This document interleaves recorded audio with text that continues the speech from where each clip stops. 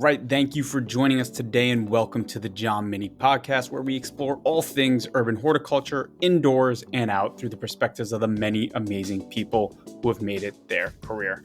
I'm your host, Mark Mini, president of John Mini Distinctive Landscapes, and at John Mini, our purpose is to make places beautiful by bringing nature to the places people live, work, and play. Today, I'm sitting down with John Mini's very own chief horticulturalist, Andrew Engel. This is the first installment of a two-part episode. Today, Andrew's going to walk us through an upcoming experiment where he plans to test 4 products and their ability to support plants through moments of drought, assessing each product's ability to extend the number of weeks between irrigation. He'll discuss how he's setting up the experiment, the potential impact of the results, and why it's important for urban horticulture.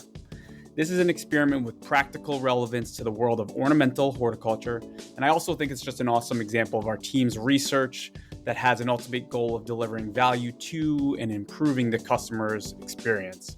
All right, so without further ado, let's head over to my conversation with Andrew.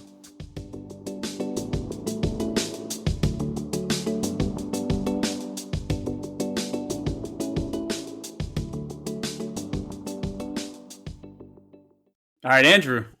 Mark. Welcome to the John Mini Podcast. Welcome back to the John Mini Podcast. Sorry. Glad to be here.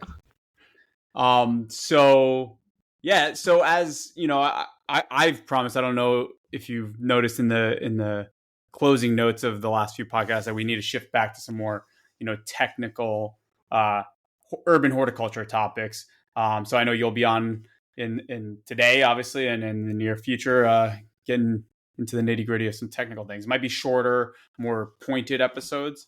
So today, correct me if I'm wrong in how I'm framing this, we'll be walking through or talking about an upcoming experiment you're going to be doing to explore ways we can support the urban landscape through moments of drought. Yeah, that's okay. Correct. All right, cool. So why don't you start by just walking through what is this experiment we're preparing? First, I'll say it's probably going to be maybe like a 2-part series, this one, because I'm certainly going to have some results at some point. And secondly, I just want to express that, this will hopefully encourage, more type of experiments like this. We're certainly going to do more because I think that there's just sort of a lack of some sort of systematic testing of products that are, reasonably available to, us as landscapers or to homeowners, stuff that you can find in nurseries and such. So the experiment that we're going to do or start, and it may evolve over time, is to test a series of products that are available. Some of them, or one of them is traditional, that you can find kind of in any landscape center or nursery. And then some of them are newer. And all of them, in some way, shape, or form, say that they can prevent abiotic stressors, particularly with drought. So what we want to do is test test the 4 different products compared to just water as a control, and see what the results are. Quite frankly, just see kind of what happens. So walk through. Well, first, you want to list the products? Yeah, sure. So you'll be testing. Yeah, I mean, the most familiar one that's been around for a long time is called Soil Moist. Sure. They are polymer granules. They look like sand, and when you put some in the soil, they kind of sponge up. Then there's a product called Hydrotane, which has a funny backstory about being used to control the amount of road dust that comes off of roads, I guess, during construction or something. And it's a mix of, what do they say? They say it's humectants and hygroscopic components. So I'm not sure if that's synthetic, organic, or what, but it claims to sort of attach to the roots or pull and attract water in the soil that maybe it's just humidity and make it usable water. So it's collecting just, a little bit of humidity from the air and the soil and making it usable water. Third product is it's from Bioworks. It's called On Guard. It's They label it as a fertilizer. It does have some nitrogen in it, but they refer to it as a biostimulant. It's a mix of amino acids and peptides, and basically it's used to prevent abiotic stressors in general. So they mention drought, but also stuff like high temperatures and just like any sort of environmental stressors. And the last product is a microbial product from a company called Microbial Applications. The product is called Microbes H2O. It's two types of rhizobacteria that claim to basically protect the plant from drought, protect the plant's response. They specifically say, I'm not sure what they specifically say, but they say it forms a biofilm on the rhizosphere, which is like the roots, and that relationship and that biofilm help to reduce water, like drought, stress, and water. Sure. During times of drought. So what's interesting with them is they've actually conducted, or they actually list on their, a few of these products make claims. Okay. So microbes doesn't necessarily make a exact claim, except for that it helps, but they do list two studies on their website. They don't really explain that, how they conducted them, but they show two crotons. They show a control and one watered with just water. One watered with their H2O, one just water. And it's just simply says indoor plants at 5 weeks without water, exposed to room temperatures of 74 to 78 degrees Fahrenheit. The control, so the one with just water, began to show signs of wilt after 7 weeks, and the other one didn't. I don't know how it went 7 weeks, but I'm not exactly sure what the experiment looks like beyond that. And they show another one where they have, it looks like something like a Boston fern or something like that. And they put it 7 days without water, exposed to temperatures 90 to 95, 6 hours of direct sunlight. One of them is like crispier, and the other one is nice and green. So just kind of showing that their product is, effective. The other claims that I think is kind of important to point out, on soil moist, it actually says I'm going to read it directly from the label I have here. It says will reduce plant waterings by 50% and last several seasons. So that's a pretty strong claim. It's a big claim. Big claim. There's a lot of chatter about this because it's been around a while. There's a lot of chatter about it online, and there's not much data that I've seen. I haven't done an extremely deep dive, but there's a lot of skepticism about that product. It's also a polymer. It's kind of like, so I think it's like man-made. I don't know how sustainable it is. There's some talk about when it breaks down, it has a byproduct that's not good for the environment. There's also talk about it's so good at absorbing the water that when the plant actually needs it, it's not actually necessarily releasing it very well back to the plant, despite there being a drought. The claim on hydrotane, reducing watering by up to 50% or more, up to or more, that's not really saying anything. They have that 50% on there, so it looks appealing. And they have a pretty cool video on their website. They've been doing a lot of advertising, mostly for like turf. And yeah, that those are the products we're going Products. to try. We're going to try them against the control, which is just water.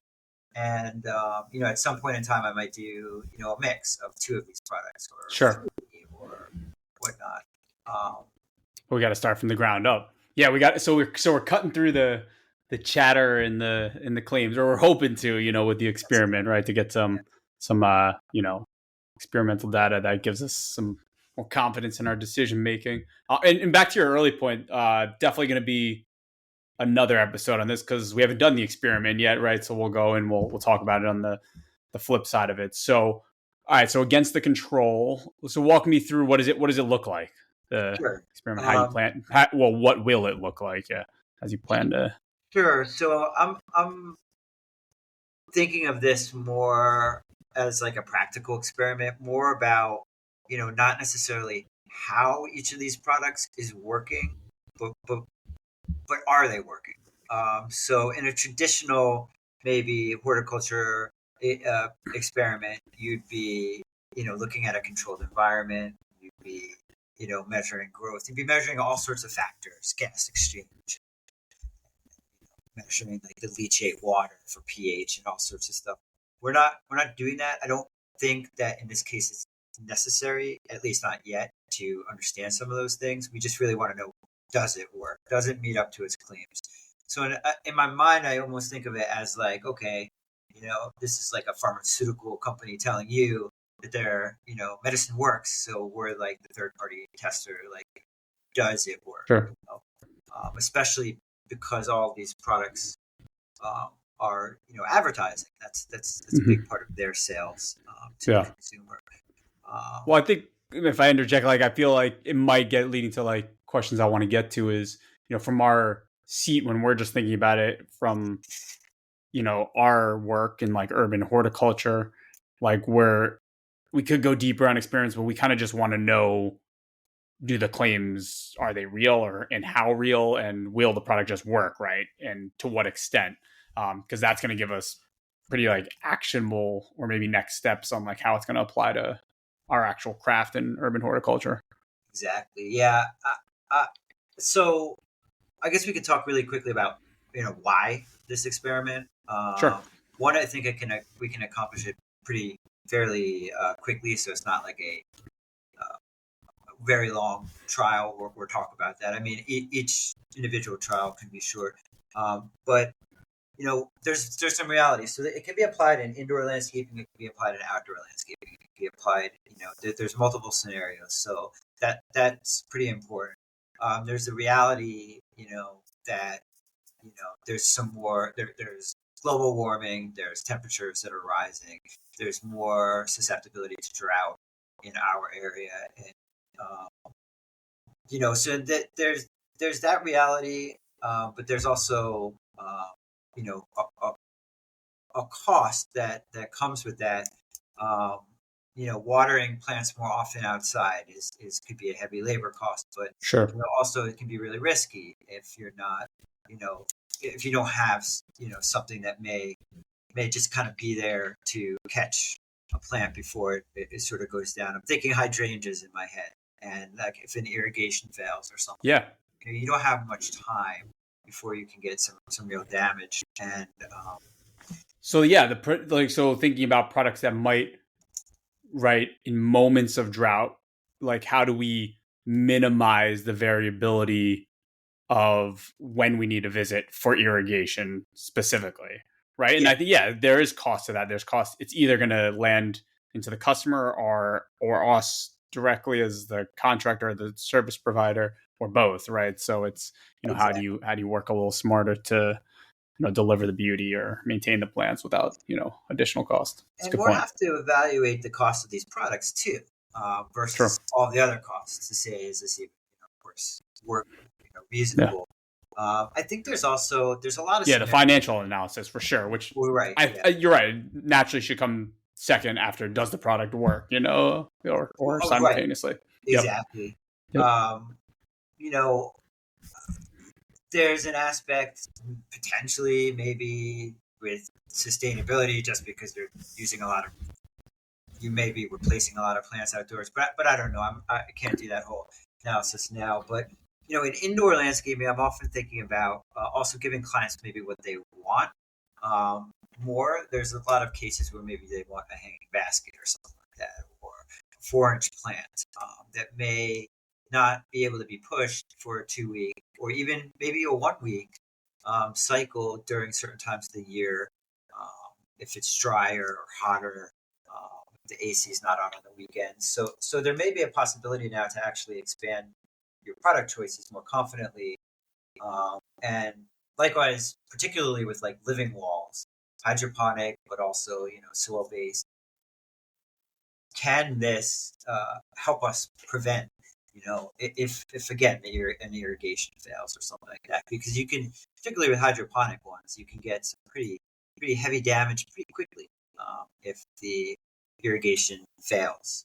Now, I don't think all these products might be adequate for that, but some of them, yes. Um, so those are some of the whys. Cool. Why are we doing this? So to walk you through it, Sure. it's going to be pretty narrowly focused. We're just really simply going to see, is it working or not. So the plant we've decided to start with is a spathiphyllum. So the peace lily. The Cool. reason is because it's so dramatic. So it's one that's been heavily used in the interior landscape industry for many years, but is being less used today because it has the propensity or to wilt. When it just becomes a little bit drier, there can even be a little moisture in the soil, but it wilts, and when it does, you get all sorts of calls. My plant's dying. It's that the other Yeah, thing. it's obvious. Yeah, and I mean, you can water it, and it comes back to life. Just like that, like in a half an hour. You can literally watch it come back to life, which is kind of fun. But of course, there's some stressors because it wilted and then came back to life. So there may be another component to this that we find that like plants that do go into wilt, when we retreat them, maybe they come back better than if we didn't treat them with something. Interesting. But let me stay with my narrow focus. So we're gonna use SPAS. Also I think the trial will be pretty. Each trial within the entire experiment will have, I think, shorter cycles, and we can attempt to replicate it multiple times over the course of a year if we choose a plant that's like that dramatic. So we have an expectation. Our hypothesis is that in a period of 2 weeks with one watering, maybe I think we're going to be using 6-inch spathiphyllum will wilt within that 2 week period. I mean, I think that's a pretty reasonable expectation from an interior point of view. I think keeping in mind that my practical instruction would be to go there weekly, and if we're dealing with a 4-inch, then my instruction would probably be, can we replace this with a different type of plant, just because I wouldn't want to risk it. So that's the expectation. The general instruction that I would give, and I mean, I'm sure there's people that would debate me on this, but if I just had somebody that said, I gotta get you over to this account, you don't know anything about horticulture, I just need to do this task, I would say water the 6-inch plant until just a tiny bit of water comes out the bottom of the pot, and then just that's all you give it. You don't want it sitting in water, but you want to make sure that you saturate it enough. If I was a homeowner, the instructions might be different, but I'm talking strictly from a commercial indoor landscaping perspective for the plant in a container. Very simple scenario with somebody who doesn't necessarily is equipped to look at all the variables involved in horticulture. So that's the general gist of it. So we want to test the 4 products against the control, and the control is going to just be water. We're probably going to use 3 plants for each category. So product A, 3 plants, product B, 3 plants, etc., etc. Got it. there's a lot of thought put into the environment, because in a typical horticulture experiment, you might be doing, like in a university, you might be using a control lab or controlled environment. I don't think it's necessary in this case, at least at this point in time. I think using a real life environment, in other words, an office space, Okay. that suffices. We're going to track some of those variables, but we're also going to try to replicate this over the course of a year or so. So we're not going to say 100% that this product will push it 4 extra days. But what we will be able to say is that there is something to this product that seems to be more effective than that product. So we're going to use one of our satellite office in Long Island City. So not a lab per se, but obviously all the control in the 3 or the 4 different products with the 3 different plants, obviously all in the same space, though. Same space next to each other. The lighting is a little bit tricky. We have environments where we have artificial light of all different qualities and intensities. We have that supplemented by, and sometimes only, natural light. We have environments with no natural light at all. Conference rooms that the lights shut off after 30 minutes of not being in the room. And on the flip side of that, we have areas, offices where lights are on 24/7. So we really do deal with a lot of environments. And so we're probably going to try to control the lighting to some degree. So we won't, I don't have that 100% figured out yet, but in my ideal experiment, we'll probably choose a particular type of bulb and have it controlled, in maybe like a bullpen area where it doesn't really have natural lighting, and have it kind of controlled so we get like maybe 8 hours, like 10 hours per day. I just want it to be as close to a quote unquote regular office environment as possible. And now I think it's important to point out here that testing in your home environment often produces different results. Of course, different office environments do too. But so I did a proof of concept a bit for this, and I used a bunch of 4-inch plants, and they went way longer than I expected in my home environment. But I have a lot more control in my home environment.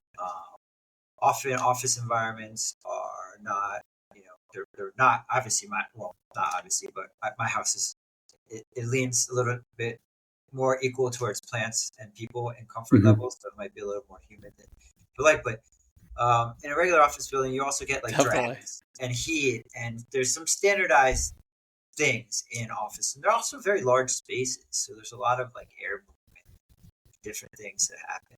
And certainly if we see some significant results, we want to push this into different environments and push this farther and try to understand a little bit more how it's working, and in what scenarios is it most effective.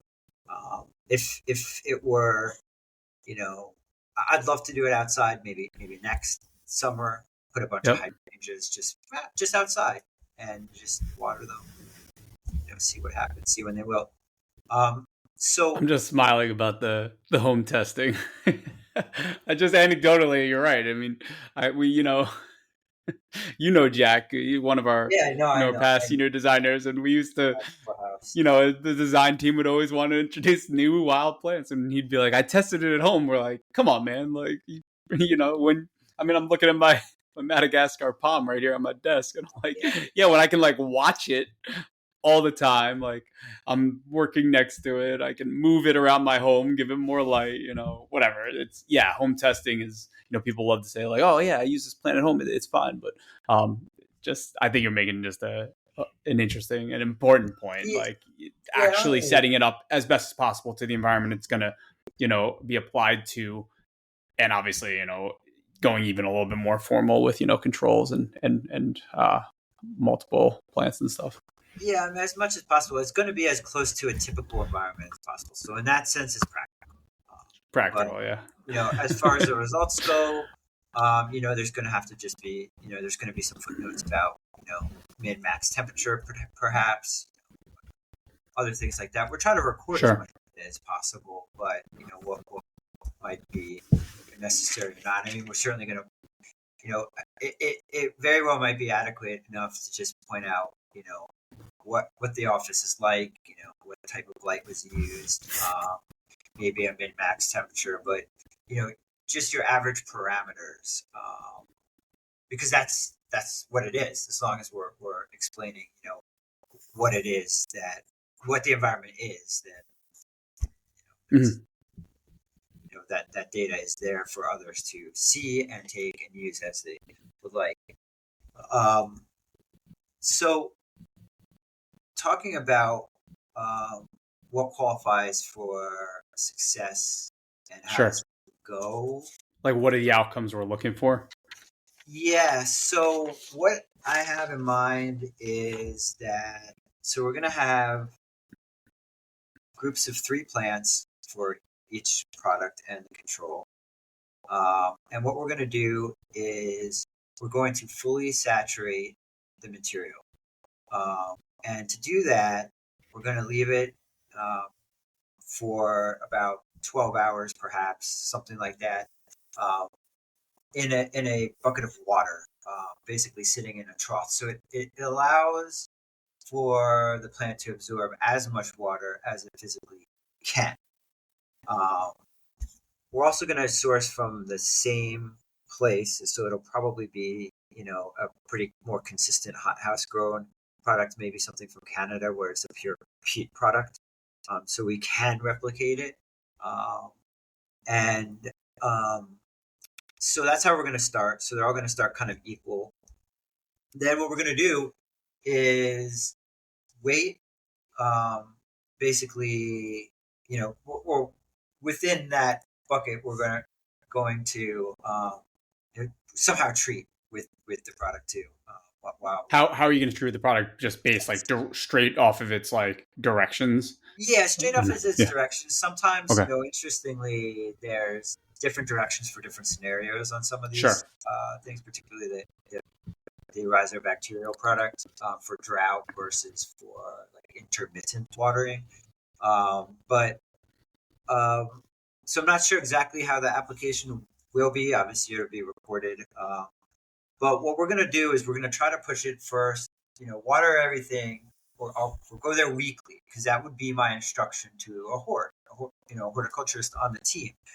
Go there weekly, water it, and, water it till a little bit of water comes out the bottom. It's literally what I said before, and that's pretty much what we're going to do. So we're going to take that plant, I'm going to zero it out on a scale, then I'm going to water it, and then we're going to know, by what the weight gain is, how much water I added to each plant, just in case there's some variability. Like I said, we're going to do our diligence on keeping this as professional and keeping information there for us to analyze later. Cool. And then, so this is kind of how it looks. So first I'm going to go there weekly, like I would. If a plant or if a series of plant goes into wilt, that eliminates them. So wilt is the exact fail or success. That's the category. So that's why using, the peace lilies are better than potentially using like a epipremnum pothos or something like that, because then now you're saying, okay, what is full wilt? What does that look like? Or what is failure? Sure. What does that look like? It might be how many yellow leaves do you have. It might be, coloration of the plant actually itself. It might be sort of, some physical wilting, like if you're using a ZZ plant or something like that. So the spath is going to be pretty cool. It's a plant that just like makes it a little bit more objective when like you just look at it. It's like, exactly. yes, it did or it didn't. Like, it's like, wait, there's one yellow leaf. I don't know what's going on here. But right. It's not that case with the spath. Exactly. Yeah. Right. So like, cool. In that sense, like maybe it could, in the end of the day, be like, even if it's subjective, like not for spath, but others, like, would a client call and complain at this point? Sure. But here we're going to do wilt. So So let's just say we're successful. We get through 3 weeks of it looking good every week. Everything's good. Then we can push it to 2 weeks, or maybe maybe not quite 2 weeks. Maybe it'll be 10 days or something like that. So the idea is that you keep pushing it longer and longer and longer, and then see which product is wins. Cool. And that's pretty much what it's going to look like. So like in the simplest terms, like which product wins in allowing that like the most amount of days without the plant needing to be rewatered. Well, yeah, or which. So the first watering cycle is every week we're going to water. My presumption is that everything's going to be good, and then we push it every 2 weeks. We water. Got it. If everything survives that, then we push it every 3 weeks. And so, got it. In a practical sense, those would be practical cycles for us to go. I mean, really, 1 week, 10 days, 2 weeks, but so which is yeah. So it's like a final four, like which cool. Which product is going to make it. The first time I did this, and when I did it at home, I just watered them and I just like watched them and time lapsed them and sort of just just wanted to see how long they could go. And I think maybe there's something to that, but in this case, the how long is will, because that's when a client might or will complain, and that's when the level of stress has become unacceptable, and really when it does recover, it won't necessarily be the same.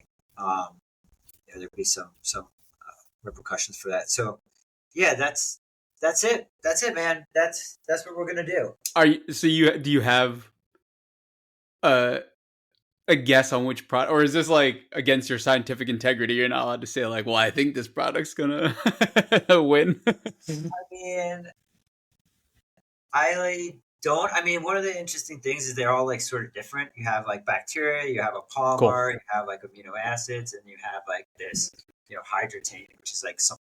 It's just I don't know quite what. Yeah, that one's cool because I like when you see like product. It's just like there's interesting stories about products that were like created for like one use, but then you find like another very valuable use for that product. So it's just maybe it's one of those products, And that's what I think On Guard is too. But when I did the experiment at home, and it was 4-inch material, so it was kind of weird too. But I noticed what I saw was that all 3 products did better than the control, which I hadn't tested at that point. Soil moist, but they did better, and some of them did better in different ways. And I don't know if this is the result that we'll get, but like, for instance, one of them seemed to lose some of its older leaves. Another seemed to be keeping its color a little bit more. And I was doing this with pothos and spider plant and arboricola, schiflera. So I just saw some results that were just like weird, but I pretty much felt comfortable enough saying there's something to this. I want to proceed at that point. But which one do I think will work? I don't know. I mean, I guess I would have to think that it would be like a mix, potentially, if you're approaching it in a couple of different ways. Mm-hmm. But no, it's just a fun question. I was trying to play. I want the microbes to win just because I knew you were gonna say. Yeah, that's it. That's very cool. That product. What about? So, and this might be hard to answer, or like too early to tell because we haven't even like endeavored in it yet. But how many times do you think you might repeat the test before you say like, all right, I've done enough testing that we just want to start refining use of the product and like through practice, right? They're actually like, all right, let's go with this product, and obviously it's going to continue to like test and learn in field and practice, like, or is that like hard to tell, like how many times you would want to repeat before you go to that point? It's hard to tell. I mean, we want to test both indoor seasons, your conditioning, heating. True. Kind of over the year. And then for outdoor horticulture, right? Like other plants, it's even there's more seasons, obviously. Yeah. I mean, funny enough, we've actually used some of these products, but not in a way that I've injected some of the irrigation and a living wall for instance. I mean, I feel comfortable enough using it, but am I doing anything? I don't know. I like to buy into the hype around things, so Mm-hmm. this is sort of to. It's too early to tell. Yeah, I think it's just too early to tell. And then really want to make an analysis, like a cost analysis, like okay, in this one scenario, True, which needs to be done as well. right? Other doesn't. So. Back to for our listeners though, you said I want to repeat test in indoors other seasons. So obviously, like our listeners are, if we're talking about urban horticulture, they may understand this, but obviously outdoor, it's spring, summer, fall, winter. But what do you mean by indoor seasons? Right. Yeah. I mean, there's kind of like 4 too, but it's really true. The transitional periods indoors where you traditionally notice the difference between air conditioning, when air conditioning transition to heating, and the other way around. So sure. Depending on what type of heating you have, you may have drier air. There may be humidity being the biggest factor, right? Not necessarily temperature. It can be temperature. It can be humidity. Sure. It can be airflow. Let's just say like all your heating vents are in a certain, or it takes more airflow to get air conditioning in there. We often find that during those transitions, there's a bit of stress. We have to adjust some irrigation systems a little bit. I love that you pointed that out though, because like it is. There's like indoor and outdoor landscaping both have a lot of commonalities, but they both are specific subsets of ornamental horticulture. They're both specific disciplines with where you can't necessarily carry the assumptions. Yep. So I love that. Yeah. So I don't know. I mean, I don't know how practical it will. I can't open like a whole field lab and like a university test garden but who knows? This may either lead to doing more and more and refining this, or this might just lead us to be excited about it and saying, here's other products that you might find in a garden center. Here's other products you find at a trade show. Like, what are their claims? Let's test those. Let's test the potting mixes or stuff of that nature. So I mean, we have a lot of really cool thoughts, and so at the end of the day, hopefully, in some way, shape, or form, we can make this information public and. Yeah, what are those goals like post completion of the experiment? I mean, I would love to have it, published somewhere. I mean, it's such a funny type of study. There are some journals that do have studies similar to this that are like less, really narrow, like less like focused on like, traditional university experiments where you're really looking for like modifying something that's super like specific. I just think a lot some university studies aren't necessarily practical for somebody to just take and use, whereas this will be. There is a journal from the American Society of Horticultural Science, I think it is, that does publish some pretty cool articles about like trends in landscape or trends in poinsettia use or stuff like that. So it's a little bit more. It's a mix of qualitative, quantitative, and sort of practical experiments. So that's the goal, to get it published potentially, if not at least to share it industry wide, and hopefully to inspire more experiments to be done like this in a practical way that can be put to use by urban landscapers, indoor outdoor landscapers. Like I said, no, on the indoor landscaping side, I don't really see much data. There was a lot of data being created at one point in time, decades ago, really, at this point. Very little now that's usable. And then on the outdoor side, I'm not entirely sure. I certainly see a ton of products when I open up a industry magazine or go to a trade show. How much of those have been tested versus soil moist. I keep reading about it. Does it even work? Yeah. Instead of just assuming it does. Yeah, and then inspiring to like rethink the products we're not only that you're specifically testing, but like, oh, like can we inspire other people to, experiment further with other types of products? That's awesome. And like a super goal would be actually having like these companies do like extra diligence to like put out data for us to actually see and be like, oh, okay, well, I got you, man. You want to put pressure on, on them to be like, hey, this is the type of, data we need before we go forward. Yeah. Exactly. Cool. So awesome, man. It. I'm really excited about this one. Got to talk about the budget to actually complete it, but we're gonna do it. No, I love it, man, and I appreciate you taking time to share. I think you sharing like this experiment we're endeavoring in is just like a great example of how you specifically, and like we're all trying to elevate our craft and really take to the next level from a technical perspective and raise like the standards of our profession. So I appreciate you taking the time to share it, man. But we can't let you go without the final question, which is like, it's going to be hard because you might like say this, but I always round out with, what is something you're particularly passionate about in your craft right now? Yeah, I mean, right now, I could just be like testing products, but you're like testing, setting up experiments. I'm back to, and I'll probably repeat this over the podcast, but I'm back to education again today.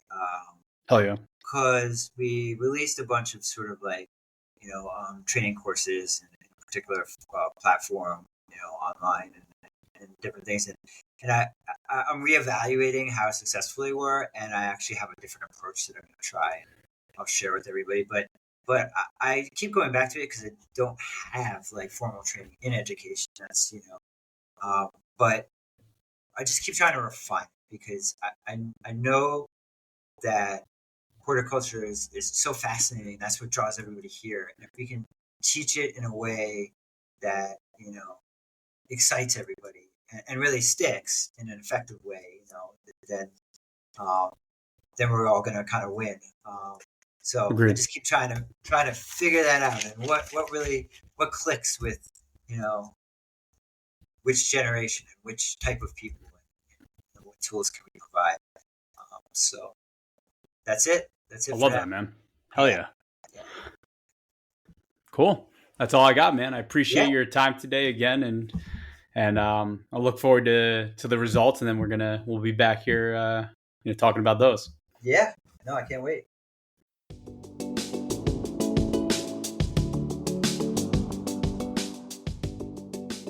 Hey, much gratitude to Andrew for taking the time to walk us through this upcoming experiment. You have to stay tuned for the second part of this episode where we dive into what we learned after assessing the results of these tests. And thank you to all our listeners for taking the time to be here with us today. Listeners, again, always thank you for joining us on this journey. If you have any questions, ideas for future episodes, or my favorite, any constructive feedback, please email us at podcast@johnmini.com. And a big final thank you always to our clients at John Mini Distinctive Landscapes. You guys allow us to make our passion our profession. None of this is possible without your support and vision to bring nature to the places people live, work, and play. This episode's a wrap. I hope you guys have a great day, and be sure to find a moment in your busy day to cherish the nature around you.